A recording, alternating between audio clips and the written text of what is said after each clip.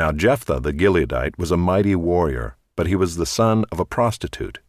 Gilead was the father of Jephthah.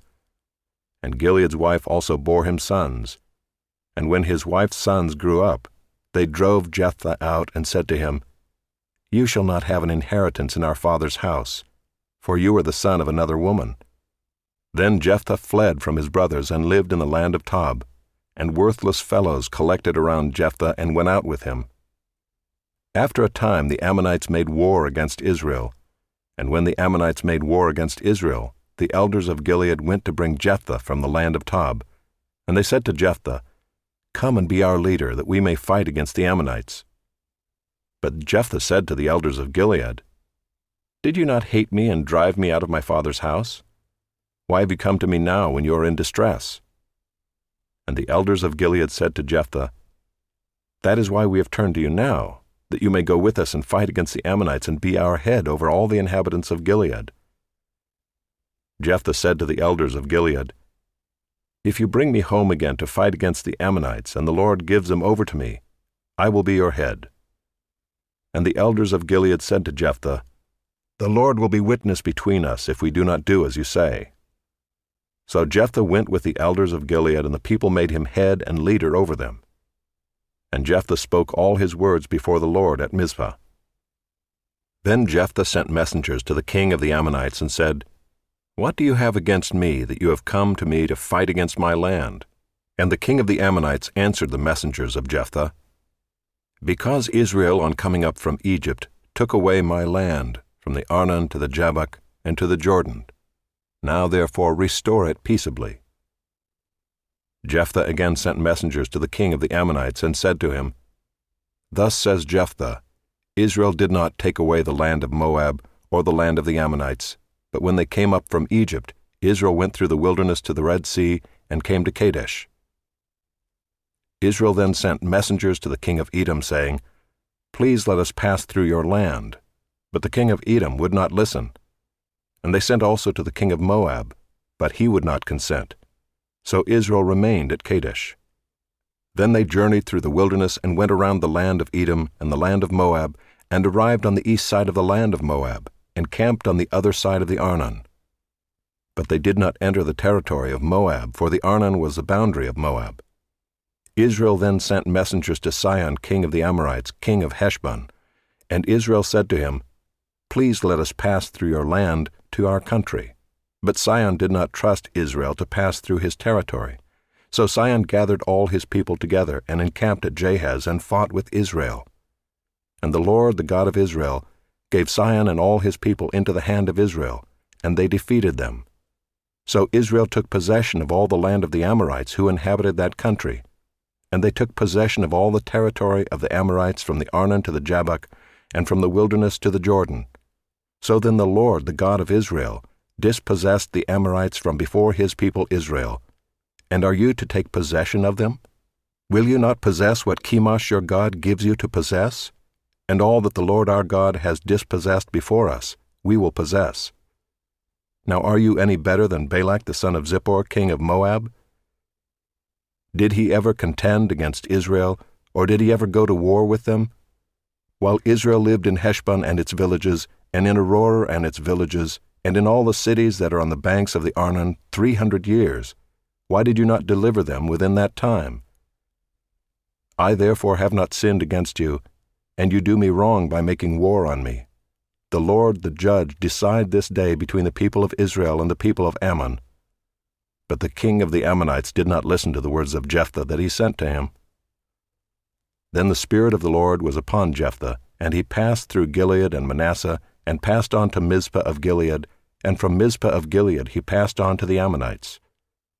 And Jephthah made a vow to the Lord and said, "If you will give the Ammonites into my hand, then whatever comes out from the doors of my house to meet me when I return in peace from the Ammonites shall be the Lord's, and I will offer it up for a burnt offering." So Jephthah crossed over to the Ammonites to fight against them, and the Lord gave them into his hand. And he struck them from Aroer to the neighborhood of Minnith 20 cities, and as far as Abel-keramim, with a great blow. So the Ammonites were subdued before the people of Israel. Then Jephthah came to his home at Mizpah, and behold, his daughter came out to meet him with tambourines and with dances. She was his only child. Besides her he had neither son nor daughter. And as soon as he saw her, he tore his clothes and said, Alas, my daughter, you have brought me very low, and you have become the cause of great trouble to me. For I have opened my mouth to the Lord, and I cannot take back my vow. And she said to him, My father, you have opened your mouth to the Lord. Do to me according to what has gone out of your mouth, now that the Lord has avenged you on your enemies, on the Ammonites. So she said to her father, Let this thing be done for me. Leave me alone 2 months, that I may go up and down on the mountains and weep for my virginity, I and my companions.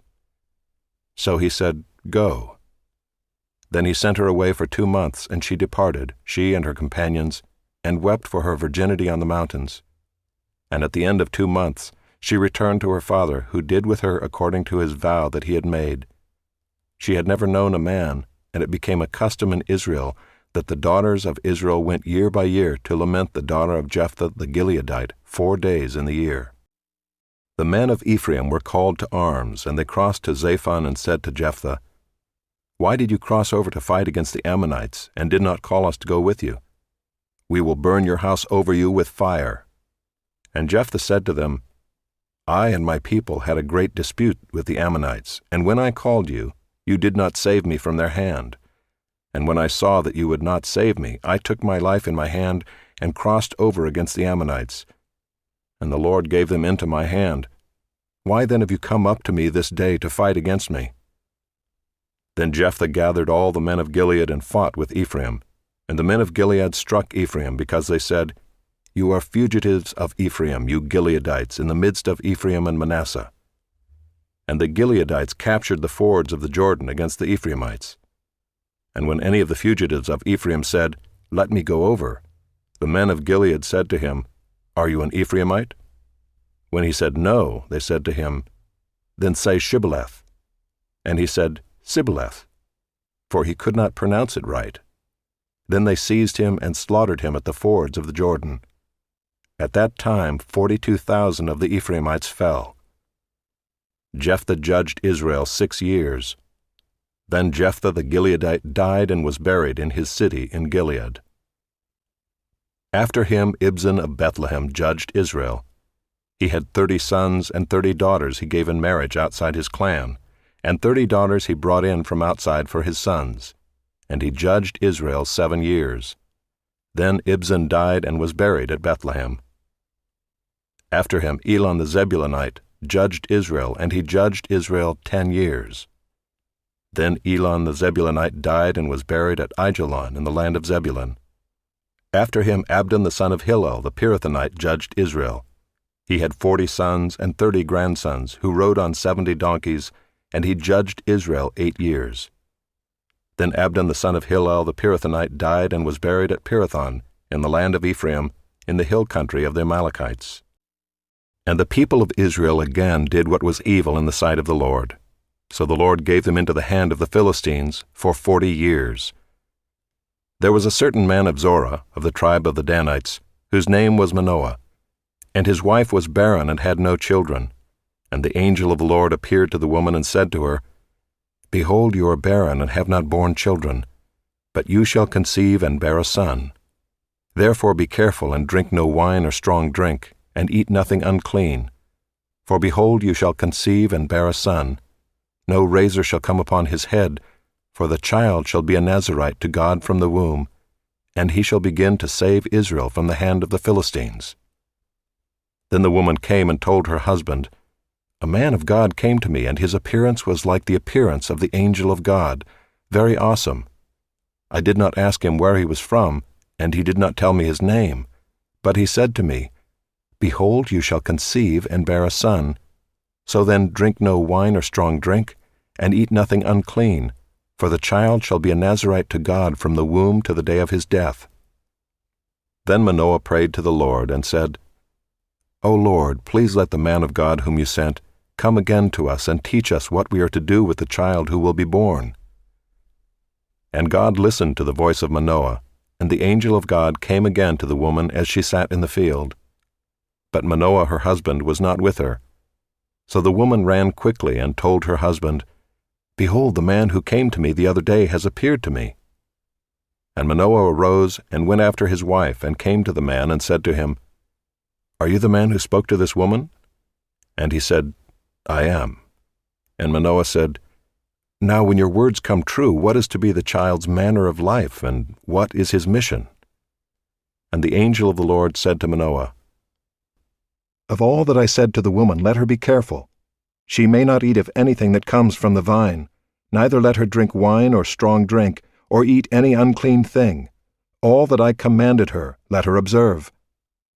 Manoah said to the angel of the Lord, "Please let us detain you and prepare a young goat for you." And the angel of the Lord said to Manoah, "If you detain me, I will not eat of your food. But if you prepare a burnt offering, then offer it to the Lord." For Manoah did not know that he was the angel of the Lord. And Manoah said to the angel of the Lord, "What is your name, so that when your words come true, we may honor you?" And the angel of the Lord said to him, "Why do you ask my name, seeing it is wonderful?" So Manoah took the young goat with the grain offering, and offered it on the rock to the Lord, to the one who works wonders, and Manoah and his wife were watching. And when the flame went up toward heaven from the altar, the angel of the Lord went up in the flame of the altar. Now Manoah and his wife were watching, and they fell on their faces to the ground. The angel of the Lord appeared no more to Manoah and to his wife. Then Manoah knew that he was the angel of the Lord. And Manoah said to his wife, "We shall surely die, for we have seen God." But his wife said to him, "If the Lord had meant to kill us, he would not have accepted a burnt offering and a grain offering at our hands, or shown us all these things, or now announced to us such things as these." And the woman bore a son, and called his name Samson. And the young man grew, and the Lord blessed him. And the Spirit of the Lord began to stir him in Mahanadan, between Zorah and Eshtaol. Samson went down to Timnah, and at Timnah he saw one of the daughters of the Philistines. Then he came up and told his father and mother, "I saw one of the daughters of the Philistines at Timnah. Now get her for me as my wife." But his father and mother said to him, "Is there not a woman among the daughters of your relatives, or among all our people, that you must go to take a wife from the uncircumcised Philistines?" But Samson said to his father, "Get her for me, for she is right in my eyes." His father and mother did not know that it was from the Lord, for he was seeking an opportunity against the Philistines. At that time the Philistines ruled over Israel. Then Samson went down with his father and mother to Timnah, and they came to the vineyards of Timnah. And behold, a young lion came toward him, roaring. Then the Spirit of the Lord rushed upon him, and although he had nothing in his hand, he tore the lion in pieces as one tears a young goat.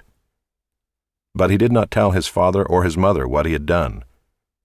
Then he went down and talked with the woman, and she was right in Samson's eyes. After some days he returned to take her. And he turned aside to see the carcass of the lion, and behold, there was a swarm of bees in the body of the lion, and honey. He scraped it out into his hands and went on, eating as he went. And he came to his father and mother and gave some to them, and they ate. But he did not tell them that he had scraped the honey from the carcass of the lion. His father went down to the woman, and Samson prepared a feast there, for so the young men used to do. As soon as the people saw him, they brought 30 companions to be with him. And Samson said to them, "Let me now put a riddle to you. If you can tell me what it is within the 7 days of the feast and find it out, then I will give you 30 linen garments and 30 changes of clothes. But if you cannot tell me what it is, then you shall give me 30 linen garments and 30 changes of clothes." And they said to him, "Put your riddle, that we may hear it." And he said to them, "Out of the eater came something to eat. Out of the strong came something sweet." And in 3 days they could not solve the riddle. On the 4th day they said to Samson's wife, "Entice your husband to tell us what the riddle is, lest we burn you and your father's house with fire. Have you invited us here to impoverish us?" And Samson's wife wept over him and said, "You only hate me, you do not love me. You have put a riddle to my people, and you have not told me what it is." And he said to her, Behold, I have not told my father nor my mother, and shall I tell you? She wept before him the 7 days that their feast lasted, and on the 7th day he told her, because she pressed him hard. Then she told the riddle to her people. And the men of the city said to him on the 7th day before the sun went down, What is sweeter than honey? What is stronger than a lion? And he said to them, If you had not plowed with my heifer, you would not have found out my riddle. And the Spirit of the Lord rushed upon him, and he went down to Ashkelon, and struck down 30 men of the town, and took their spoil, and gave the garments to those who had told the riddle. In hot anger he went back to his father's house. And Samson's wife was given to his companion, who had been his best man. After some days, at the time of wheat harvest, Samson went to visit his wife with a young goat, and he said, I will go into my wife in the chamber. But her father would not allow him to go in. And her father said, I really thought that you utterly hated her, so I gave her to your companion. Is not her younger sister more beautiful than she? Please take her instead. And Samson said to them, This time I shall be innocent in regard to the Philistines when I do them harm. So Samson went and caught 300 foxes and took torches. And he turned them tail to tail, and put a torch between each pair of tails. And when he had set fire to the torches, he let the foxes go into the standing grain of the Philistines, and set fire to the stacked grain and the standing grain, as well as the olive orchards. Then the Philistines said, Who has done this? And they said, Samson, the son-in-law of the Timnite, because he has taken his wife and given her to his companion. And the Philistines came up and burned her and her father with fire. And Samson said to them, If this is what you do, I swear I will be avenged on you, and after that I will quit. And he struck them hip and thigh with a great blow, and he went down and stayed in the cleft of the rock of Edom. Then the Philistines came up and encamped in Judah and made a raid on Lehi. And the men of Judah said, Why have you come up against us? They said, We have come up to bind Samson, to do to him as he did to us. Then 3,000 men of Judah went down to the cleft of the rock of Edom and said to Samson, Do you not know that the Philistines are rulers over us? What then is this that you have done to us? And he said to them, As they did to me, so have I done to them. And they said to him, We have come down to bind you, that we may give you into the hands of the Philistines. And Samson said to them, Swear to me that you will not attack me yourselves. They said to him, No, we will only bind you and give you into their hands. We will surely not kill you. So they bound him with 2 new ropes and brought him up from the rock. When he came to Lehi, the Philistines came shouting to meet him. Then the Spirit of the Lord rushed upon him, and the ropes that were on his arms became as flax that has caught fire, and his bonds melted off his hands. And he found a fresh jawbone of a donkey, and put out his hand and took it, and with it he struck 1,000 men. And Samson said, With the jawbone of a donkey, heaps upon heaps. With the jawbone of a donkey have I struck down 1,000 men. As soon as he had finished speaking, he threw away the jawbone out of his hand. And that place was called Ramath-Lehi. And he was very thirsty, and he called upon the Lord and said, You have granted this great salvation by the hand of your servant. And shall I now die of thirst and fall into the hands of the uncircumcised? And God split open the hollow place that is at Lehi, and water came out from it. And when he drank, his spirit returned, and he revived. Therefore the name of it was called En-Hakkore. It is at Lehi to this day. And he judged Israel in the days of the Philistines 20 years. Samson went to Gaza, and there he saw a prostitute, and he went into her. The Gazites were told, Samson has come here. And they surrounded the place and set an ambush for him all night at the gate of the city. They kept quiet all night, saying, Let us wait till the light of the morning, then we will kill him. But Samson lay till midnight, and at midnight he arose and took hold of the doors of the gate of the city and the 2 posts, and pulled them up, bar and all, and put them on his shoulders and carried them to the top of the hill that is in front of Hebron. After this he loved a woman in the valley of Sorek, whose name was Delilah. And the lords of the Philistines came up to her and said to her, "Seduce him and see where his great strength lies, and by what means we may overpower him, that we may bind him to humble him. And we will each give you 1,100 pieces of silver." So Delilah said to Samson, "Please tell me where your great strength lies, and how you might be bound, that one could subdue you."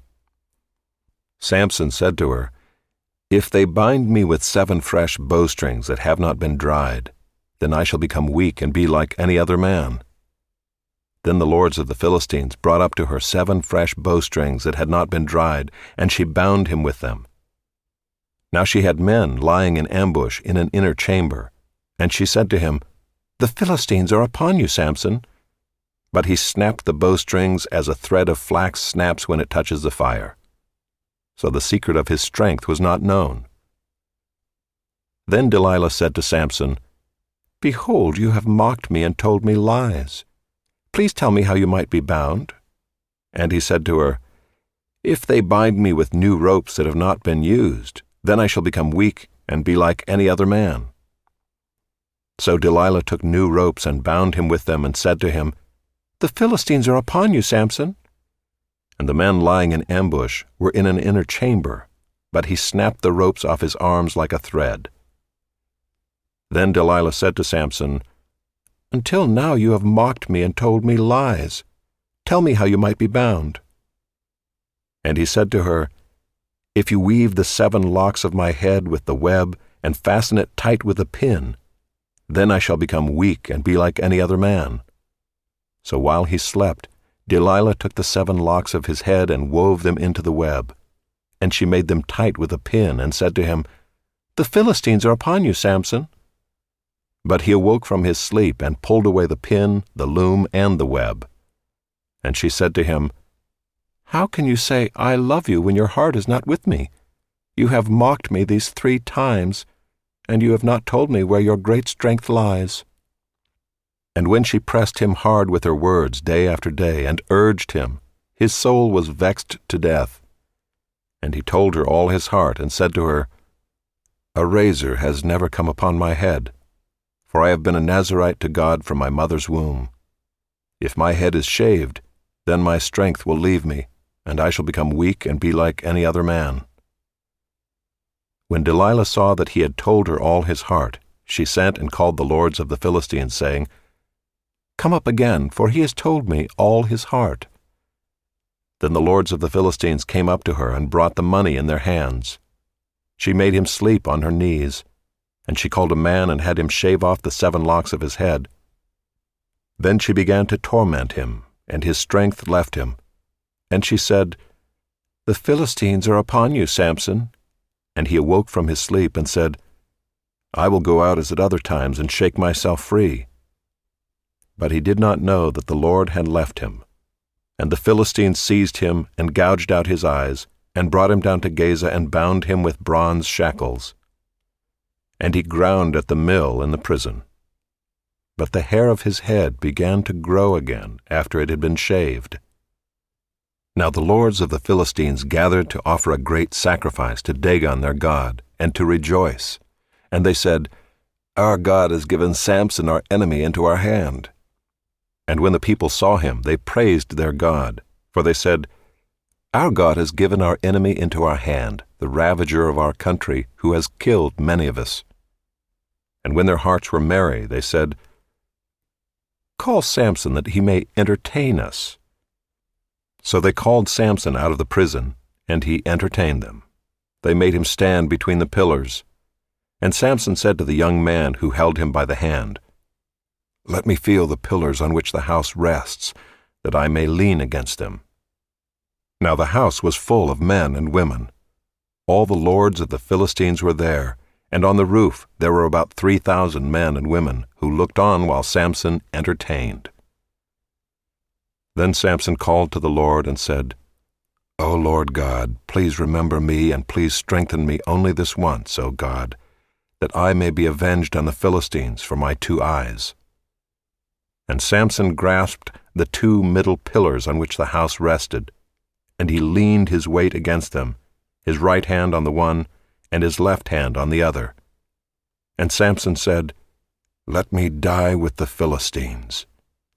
Then he bowed with all his strength, and the house fell upon the lords and upon all the people who were in it. So the dead whom he killed at his death were more than those whom he had killed during his life. Then his brothers and all his family came down and took him and brought him up and buried him between Zorah and Eshtaol in the tomb of Manoah his father. He had judged Israel 20 years. There was a man of the hill country of Ephraim, whose name was Micah. And he said to his mother, "The 1,100 pieces of silver that were taken from you, about which you uttered a curse and also spoke it in my ears, behold, the silver is with me. I took it." And his mother said, "Blessed be my son by the Lord." And he restored the 1,100 pieces of silver to his mother. And his mother said, "I dedicate the silver to the Lord from my hand for my son, to make a carved image and a metal image. Now therefore I will restore it to you."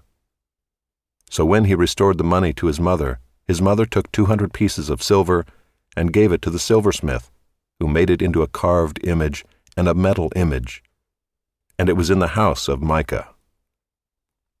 And the man Micah had a shrine, and he made an ephod and household gods, and ordained one of his sons who became his priest. In those days there was no king in Israel. Everyone did what was right in his own eyes.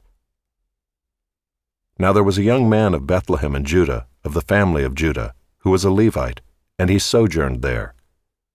And the man departed from the town of Bethlehem in Judah to sojourn where he could find a place. And as he journeyed, he came to the hill country of Ephraim, to the house of Micah.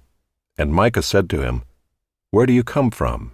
And he said to him, "I am a Levite of Bethlehem in Judah, and I am going to sojourn where I may find a place." And Micah said to him, "Stay with me and be to me a father and a priest, and I will give you 10 pieces of silver a year, and a suit of clothes and your living." And the Levite went in, and the Levite was content to dwell with the man, and the young man became to him like one of his sons. And Micah ordained the Levite, and the young man became his priest and was in the house of Micah. Then Micah said, "Now I know that the Lord will prosper me, because I have a Levite as priest."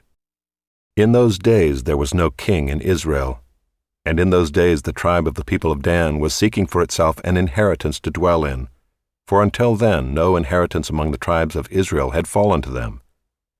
So the people of Dan sent 5 able men from the whole number of their tribe, from Zorah and from Eshtaol, to spy out the land and to explore it. And they said to them, "Go and explore the land." And they came to the hill country of Ephraim to the house of Micah and lodged there. When they were by the house of Micah, they recognized the voice of the young Levite, and they turned aside and said to him, "Who brought you here? What are you doing in this place? What is your business here?" And he said to them, "This is how Micah dealt with me. He has hired me, and I have become his priest." And they said to him, "Inquire of God, please, that we may know whether the journey on which we are setting out will succeed." And the priest said to them, "Go in peace. The journey on which you go is under the eye of the Lord." Then the 5 men departed and came to Laish, and saw the people who were there, how they lived in security, after the manner of the Sidonians, quiet and unsuspecting, lacking nothing that is in the earth, and possessing wealth, and how they were far from the Sidonians and had no dealings with anyone. And when they came to their brothers at Zorah and Eshtaol, their brothers said to them, "What do you report?" They said, "Arise and let us go up against them, for we have seen the land, and behold, it is very good. And will you do nothing? Do not be slow to go, to enter in and possess the land. As soon as you go, you will come to an unsuspecting people. The land is spacious, for God has given it into your hands, a place where there is no lack of anything that is in the earth." So 600 men of the tribe of Dan, armed with weapons of war, set out from Zorah and Eshtaol, and went up and encamped at Kiriath-Jearim in Judah. On this account that place is called Mahaneh-dan to this day. Behold, it is west of Kiriath-Jearim. And they passed on from there to the hill country of Ephraim, and came to the house of Micah. Then the 5 men who had gone to scout out the country of Laish said to their brothers, "Do you know that in these houses there are an ephod, household gods, a carved image, and a metal image? Now therefore consider what you will do." And they turned aside there and came to the house of the young Levite, at the home of Micah, and asked him about his welfare. Now the 600 men of the Danites, armed with their weapons of war, stood by the entrance of the gate. And the 5 men who had gone to scout out the land went up and entered and took the carved image, the ephod, the household gods, and the metal image, while the priest stood by the entrance of the gate with the 600 men armed with weapons of war. And when these went into Micah's house and took the carved image, the ephod, the household gods, and the metal image, the priest said to them, "What are you doing?" And they said to him, "Keep quiet, put your hand on your mouth, and come with us, and be to us a father and a priest. Is it better for you to be priest to the house of one man, or to be priest to a tribe and clan in Israel?" And the priest's heart was glad. He took the ephod and the household gods and the carved image, and went along with the people. So they turned and departed, putting the little ones and the livestock and the goods in front of them. When they had gone a distance from the home of Micah, the men who were in the houses near Micah's house were called out, and they overtook the people of Dan. And they shouted to the people of Dan, who turned around and said to Micah, "What is the matter with you that you come with such a company?" And he said, "You take my gods that I made and the priest and go away, and what have I left? How then do you ask me, what is the matter with you?"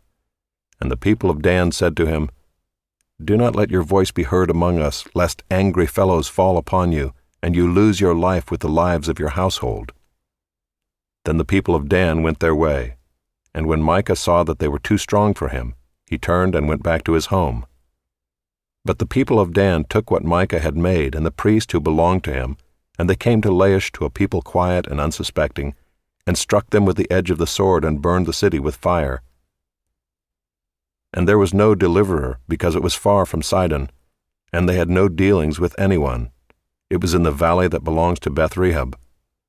Then they rebuilt the city and lived in it. And they named the city Dan, after the name of Dan their ancestor, who was born to Israel. But the name of the city was Laish at the first.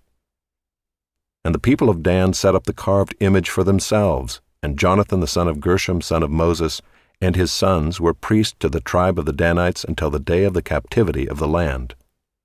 So they set up Micah's carved image that he made, as long as the house of God was at Shiloh.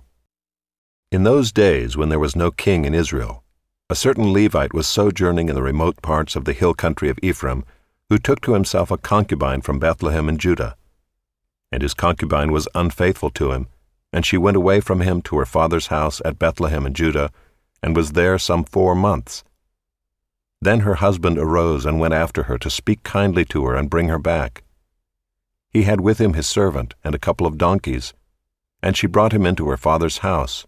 And when the girl's father saw him, he came with joy to meet him. And his father-in-law, the girl's father, made him stay, and he remained with him 3 days.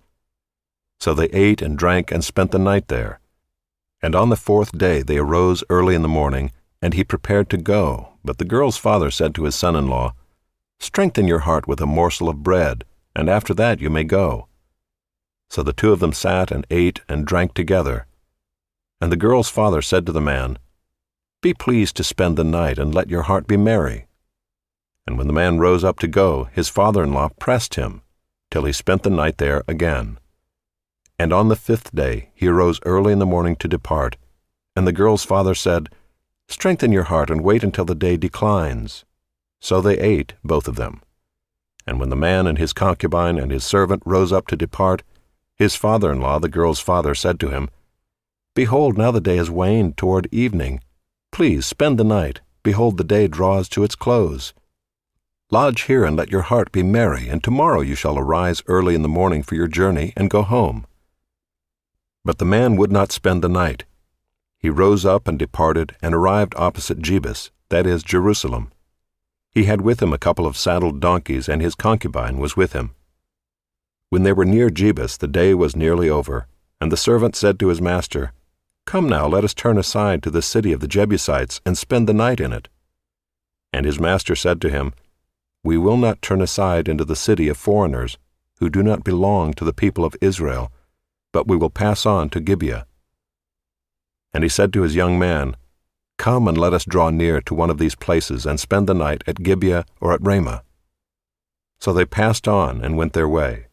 And the sun went down on them near Gibeah, which belongs to Benjamin, and they turned aside there to go in and spend the night at Gibeah. And he went in and sat down in the open square of the city, for no one took them into his house to spend the night. And behold, an old man was coming from his work in the field at evening. The man was from the hill country of Ephraim, and he was sojourning in Gibeah. The men of the place were Benjaminites. And he lifted up his eyes and saw the traveler in the open square of the city. And the old man said, Where are you going? And where do you come from? And he said to him, We are passing from Bethlehem in Judah to the remote parts of the hill country of Ephraim, from which I come. I went to Bethlehem in Judah, and I am going to the house of the Lord, but no one has taken me into his house. We have straw and feed for our donkeys, with bread and wine for me and your female servant and the young man with your servants. There is no lack of anything. And the old man said, Peace be to you.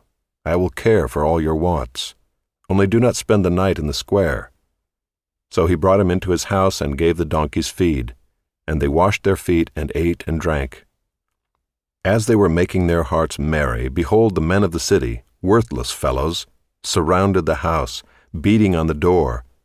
And they said to the old man, the master of the house, Bring out the man who came into your house, that we may know him.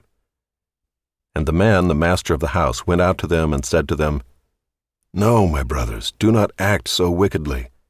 Since this man has come into my house, do not do this vile thing. Behold, here are my virgin daughter and his concubine. Let me bring them out now. Violate them and do with them what seems good to you, but against this man do not do this outrageous thing. But the men would not listen to him. So the man seized his concubine and made her go out to them. And they knew her and abused her all night until the morning. And as the dawn began to break, they let her go. And as morning appeared, the woman came and fell down at the door of the man's house where her master was, until it was light. And her master rose up in the morning, and when he opened the doors of the house and went out to go on his way, behold, there was his concubine lying at the door of the house, with her hands on the threshold. He said to her, Get up, let us be going. But there was no answer. Then he put her on the donkey, and the man rose up and went away to his home. And when he entered his house, he took a knife, and taking hold of his concubine, he divided her limb by limb into 12 pieces, and sent her throughout all the territory of Israel. And all who saw it said, Such a thing has never happened or been seen from the day that the people of Israel came up out of the land of Egypt until this day. Consider it, take counsel, and speak. Then all the people of Israel came out from Dan to Beersheba, including the land of Gilead, and the congregation assembled as one man to the Lord at Mizpah. And the chiefs of all the people, of all the tribes of Israel, presented themselves in the assembly of the people of God, 400,000 men on foot that drew the sword. Now the people of Benjamin heard that the people of Israel had gone up to Mizpah. And the people of Israel said, Tell us, how did this evil happen? And the Levite, the husband of the woman who was murdered, answered and said, I came to Gibeah that belongs to Benjamin, I and my concubine, to spend the night. And the leaders of Gibeah rose against me and surrounded the house against me by night. They meant to kill me, and they violated my concubine, and she is dead. So I took hold of my concubine and cut her in pieces and sent her throughout all the country of the inheritance of Israel, for they have committed abomination and outrage in Israel. Behold, you people of Israel, all of you, give your advice and counsel here. And all the people arose as one man, saying, None of us will go to his tent, and none of us will return to his house. But now this is what we will do to Gibeah. We will go up against it by lot, and we will take 10 men of 100 throughout all the tribes of Israel, and 100 of 1,000, and 1,000 of 10,000, to bring provisions for the people, that when they come they may repay Gibeah of Benjamin for all the outrage that they have committed in Israel. So all the men of Israel gathered against the city, united as one man. And the tribes of Israel sent men through all the tribe of Benjamin, saying, What evil is this that has taken place among you? Now therefore give up the men, the worthless fellows in Gibeah, that we may put them to death and purge evil from Israel." But the Benjaminites would not listen to the voice of their brothers, the people of Israel. Then the people of Benjamin came together out of the cities to Gibeah to go out to battle against the people of Israel. And the people of Benjamin mustered out of their cities on that day 26,000 men who drew the sword, besides the inhabitants of Gibeah, who mustered 700 chosen men. Among all these were 700 chosen men who were left-handed. Everyone could sling a stone at a hair and not miss. And the men of Israel, apart from Benjamin, mustered 400,000 men who drew the sword. All these were men of war. The people of Israel arose and went up to Bethel and inquired of God, "Who shall go up first for us to fight against the people of Benjamin?" And the Lord said, "Judah shall go up first." Then the people of Israel rose in the morning and encamped against Gibeah. And the men of Israel went out to fight against Benjamin, and the men of Israel drew up the battle line against them at Gibeah. The people of Benjamin came out of Gibeah and destroyed on that day 22,000 men of the Israelites. But the people, the men of Israel, took courage and again formed the battle line in the same place where they had formed it on the first day. And the people of Israel went up and wept before the Lord until the evening. And they inquired of the Lord, "Shall we again draw near to fight against our brothers, the people of Benjamin?" And the Lord said, "Go up against them." So the people of Israel came near against the people of Benjamin the second day, and Benjamin went against them out of Gibeah the second day, and destroyed 18,000 men of the people of Israel. All these were men who drew the sword. Then all the people of Israel, the whole army, went up and came to Bethel and wept. They sat there before the Lord and fasted that day until evening, and offered burnt offerings and peace offerings before the Lord. And the people of Israel inquired of the Lord, for the ark of the covenant of God was there in those days, and Phinehas the son of Eleazar, son of Aaron, ministered before it in those days, saying, "Shall we go out once more to battle against our brothers, the people of Benjamin, or shall we cease?" And the Lord said, "Go up, for tomorrow I will give them into your hand." So Israel set men in ambush around Gibeah, and the people of Israel went up against the people of Benjamin on the third day, and set themselves in array against Gibeah as at other times. And the people of Benjamin went out against the people and were drawn away from the city. And as at other times they began to strike and kill some of the people in the highways, one of which goes up to Bethel and the other to Gibeah, and in the open country about 30 men of Israel. And the people of Benjamin said, "They are routed before us, as at the first." But the people of Israel said, "Let us flee and draw them away from the city to the highways." And all the men of Israel rose up out of their place and set themselves in array at Baal-Tamar, and the men of Israel who were in ambush rushed out of their place from Merah-Geba. And there came against Gibeah 10,000 chosen men out of all Israel, and the battle was hard. But the Benjaminites did not know that disaster was close upon them. And the Lord defeated Benjamin before Israel, and the people of Israel destroyed 25,100 men of Benjamin that day. All these were men who drew the sword. So the people of Benjamin saw that they were defeated. The men of Israel gave ground to Benjamin because they trusted the men in ambush, whom they had set against Gibeah. Then the men in ambush hurried and rushed against Gibeah. The men in ambush moved out and struck all the city with the edge of the sword. Now the appointed signal between the men of Israel and the men in the main ambush was that when they made a great cloud of smoke rise up out of the city, the men of Israel should turn in battle. Now Benjamin had begun to strike and kill about 30 men of Israel. They said, "Surely they are defeated before us, as in the first battle." But when the signal began to rise out of the city in a column of smoke, the Benjaminites looked behind them, and behold, the whole of the city went up in smoke to heaven. Then the men of Israel turned, and the men of Benjamin were dismayed, for they saw that disaster was close upon them. Therefore they turned their backs before the men of Israel in the direction of the wilderness, but the battle overtook them. And those who came out of the cities were destroying them in their midst. Surrounding the Benjaminites, they pursued them and trod them down from Nohah as far as opposite Gibeah on the east. 18,000 men of Benjamin fell, all of them men of valor. And they turned and fled toward the wilderness, to the rock of Rimmon. 5,000 men of them were cut down in the highways, and they were pursued hard to Gidom, and 2,000 men of them were struck down. So all who fell that day of Benjamin were 25,000 men who drew the sword, all of them men of valor. But 600 men turned and fled toward the wilderness to the rock of Rimmon, and remained at the rock of Rimmon 4 months.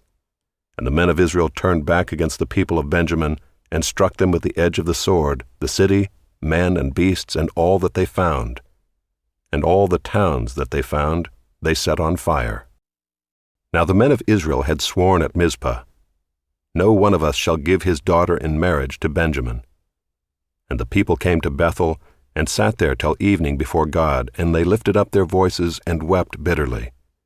And they said, "O Lord, the God of Israel, why has this happened in Israel, that today there should be one tribe lacking in Israel?" And the next day the people rose early and built there an altar and offered burnt offerings and peace offerings. And the people of Israel said, "Which of all the tribes of Israel did not come up in the assembly to the Lord?" For they had taken a great oath concerning him who did not come up to the Lord to Mizpah, saying, "He shall surely be put to death." And the people of Israel had compassion for Benjamin their brother, and said, "One tribe is cut off from Israel this day. What shall we do for wives for those who are left, since we have sworn by the Lord that we will not give them any of our daughters for wives?" And they said, "What one is there of the tribes of Israel that did not come up to the Lord to Mizpah?" And behold, no one had come to the camp from Jabesh-Gilead to the assembly. For when the people were mustered, behold, not one of the inhabitants of Jabesh-Gilead was there. So the congregation sent 12,000 of their bravest men there, and commanded them, "Go and strike the inhabitants of Jabesh-Gilead with the edge of the sword, also the women and the little ones. This is what you shall do. Every male and every woman that has lain with a male you shall devote to destruction." And they found among the inhabitants of Jabesh-Gilead 400 young virgins who had not known a man by lying with him, and they brought them to the camp at Shiloh, which is in the land of Canaan. Then the whole congregation sent word to the people of Benjamin who were at the rock of Rimmon, and proclaimed peace to them. And Benjamin returned at that time, and they gave them the women whom they had saved alive of the women of Jabesh-Gilead, but they were not enough for them. And the people had compassion on Benjamin, because the Lord had made a breach in the tribes of Israel. Then the elders of the congregation said, "What shall we do for wives for those who are left, since the women are destroyed out of Benjamin?" And they said, "There must be an inheritance for the survivors of Benjamin, that a tribe not be blotted out from Israel. Yet we cannot give them wives from our daughters." For the people of Israel had sworn, "Cursed be he who gives a wife to Benjamin." So they said, "Behold, there is the yearly feast of the Lord at Shiloh, which is north of Bethel on the east of the highway that goes up from Bethel to Shechem, and south of Lebonah." And they commanded the people of Benjamin, saying, "Go and lie in ambush in the vineyards and watch. If the daughters of Shiloh come out to dance in the dances, then come out of the vineyards and snatch each man his wife from the daughters of Shiloh, and go to the land of Benjamin. And when their fathers or their brothers come to complain to us, we will say to them, Grant them graciously to us, because we did not take for each man of them his wife in battle, neither did you give them to them, else you would now be guilty." And the people of Benjamin did so, and took their wives, according to their number, from the dancers whom they carried off. Then they went and returned to their inheritance, and rebuilt the towns, and lived in them. And the people of Israel departed from there at that time, every man to his tribe and family, and they went out from there every man to his inheritance. In those days there was no king in Israel. Everyone did what was right in his own eyes.